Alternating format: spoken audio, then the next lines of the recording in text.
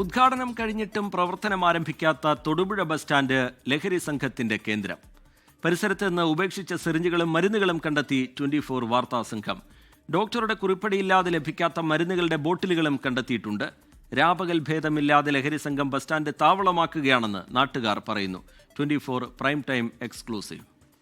വളരെ വൃത്തിഹീനമായിട്ടെന്ന് പറഞ്ഞാൽ ഇത് കടന്ന് എങ്ങനെയാണെന്ന് വെച്ചാൽ ഈ രണ്ടാം നിലയൊക്കെ ഇപ്പോൾ നിങ്ങൾ വന്ന് കണ്ടപ്പോൾ നിങ്ങൾ കയറി നടക്കാൻ പറ്റുമല്ലോ, ആ രീതിക്ക് ആയേക്കണതാണ്.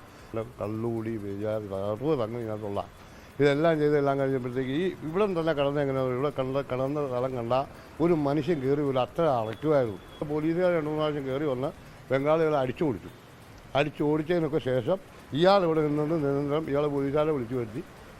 പോലീസുകാർ വന്ന് അയാളെ ഓടിച്ചു. അങ്ങനെ ഓടിച്ചതിന് ശേഷമാണ് ഇത് ഇത്രയും നന്നായിട്ട് കിടക്കുന്നത്. ഇവർക്കെല്ലാം കുഴപ്പമുള്ള ഇത് പൊതുജനങ്ങളുടെ സ്വത്തല്ലേ, ഇത് പൊതുജനങ്ങളല്ലേ ഈ സ്വത്ത്. ഇത് ഇവർക്കല്ല മുടക്കുമല്ലോ ഉള്ളൂ. ഇവർക്ക് മാസാമാസം കൈപ്പറ്റിക്കൊണ്ട് പോയാൽ പോലെ അതുപോലെ മേടിക്കാൻ പണിയണതിൻ്റെ ഇത് ഈ സാധനം വിടാൻ ഞങ്ങൾ 1 കോടി രൂപ ഈ ടയറിട്ടേക്കണത്. ഈ 1 കോടി രൂപയ്ക്ക് ടയറിട്ടേക്കണം പൊട്ടക്കണ്ണന്മാരിലല്ലേ പറഞ്ഞാൽ മനസ്സിലാവുള്ളൂ.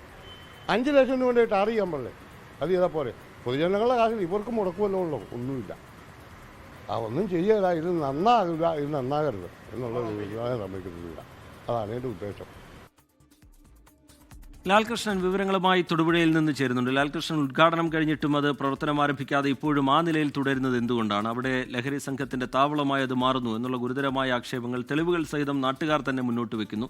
നമ്മൾ അവിടെ ചെന്ന് കാര്യങ്ങൾ അന്വേഷിച്ചപ്പോഴും അതുതന്നെയാണ് കാണാൻ കഴിഞ്ഞത്. ദൃശ്യങ്ങളടക്കം ഈ ലഹരി ഉപയോഗത്തിൻ്റെതായ ദൃശ്യങ്ങളടക്കം നമുക്ക് ലഭ്യമായിട്ടുണ്ട്. എന്താണ് അവിടെ സംഭവിക്കുന്നത്?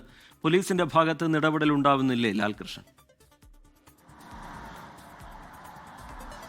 റിജിത്ത്, ഉദ്ഘാടനം പ്രവർത്തനോദ്ഘാടനം തുടങ്ങി 3-4 ഉദ്ഘാടനം കഴിഞ്ഞ 5 വർഷത്തിനുള്ളിൽ കഴിഞ്ഞ ഒരു ബസ് സ്റ്റാൻഡാണ് മങ്ങാട്ടുകവല, തൊടുപുഴ മങ്ങാട്ടുകവലയിലുള്ള municipal bus stand shopping complex.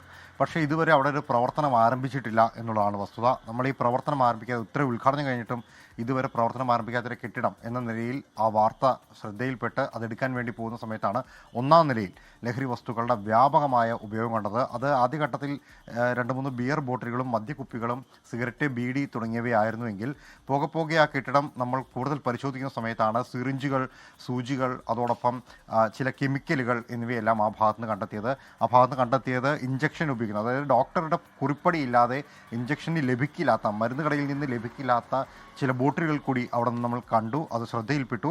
അതെടുത്ത് നമ്മൾ വിശദമായി അന്വേഷിക്കുന്ന സമയത്താണ് ഇത് നമ്മൾ ഉപയോഗിക്കുന്ന ലഹരിക്ക്, അതായത് രാസലഹരിയോ അല്ലാത്ത ലഹരിയോ ഏതെങ്കിലും ഉപയോഗിച്ചാൽ അതിന് ഇരട്ടി വീര്യം കിട്ടുന്നതിന് വേണ്ടിയിട്ടും ഈ ലഹരി പദാർത്ഥം ഉപയോഗിച്ചതിന് ശേഷം നമുക്കുണ്ടാകുന്ന ശാരീരിക അസ്വസ്ഥതകളെ കുറയ്ക്കുന്നതിന് വേണ്ടിയിട്ടും, അതായത് മറ്റേതെങ്കിലും തരത്തിലുള്ള പ്രശ്നങ്ങൾ ഉണ്ടായിട്ടുണ്ടെങ്കിൽ അതിനെ കുറയ്ക്കുന്നതിന് വേണ്ടിയിട്ടും ഉപയോഗിക്കുന്ന മരുന്നാണ് എന്ന് കണ്ടെത്തിയത്.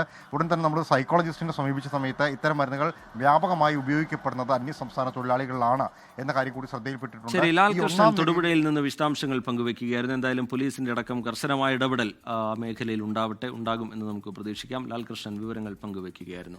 ലോകത്തെവിടെയായാലും ഏത് സമയത്തും 24 വാർത്തകളും ഓഗ്മെന്റഡ് റിയാലിറ്റി പാക്കേജുകളും എക്സ്പ്ലെയിനറുകളും വിശദമായി കാണാൻ ഞങ്ങളുടെ യൂട്യൂബ് ചാനൽ നിങ്ങൾക്ക് സബ്സ്ക്രൈബ് ചെയ്യാം.